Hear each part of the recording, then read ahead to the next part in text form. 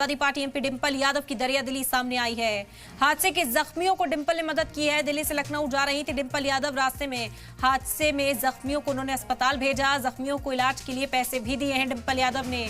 अहम जानकारी इस वक्त आप तक पहुंचा रहे हैं। डिंपल यादव की दरियादिली सामने आई है। आपको बता दें कि दिल्ली से लखनऊ जा रही थी डिंपल यादव। रास्ते में उन्हें हादसे के शिकार कुछ लोग मिलते हैं, कुछ जख्मी मिलते हैं, जिन्हें वो अस्पताल पहुंचाती हैं और इलाज के लिए पैसे भी देती हैं। जख्मियों को पैसे भी दिए हैं डिंपल यादव ने। ये वीडियो जैसे ही वायरल हुआ, उनकी चर्चा खूब तेज हो गई। सोशल मीडिया पर लोग उन्हें सराहते हुए इस वक्त दिखाई दे रहे हैं। समाजवादी पार्टी की एमपी अखिलेश यादव की अहलिया डिंपल यादव की दरियादिली का ये वीडियो सामने आया। आपको बता दें कि कहा जा रहा है कि दिल्ली से लखनऊ वापस लौट रही थी।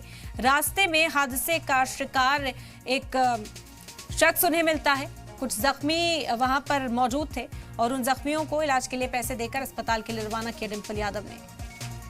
हादसा यहां पर पेश आया था। कुछ लोग जख्मी हुए थे और उन जख्मियों को अस्पताल पहुंचाने का काम डिंपल यादव की ओर से किया गया।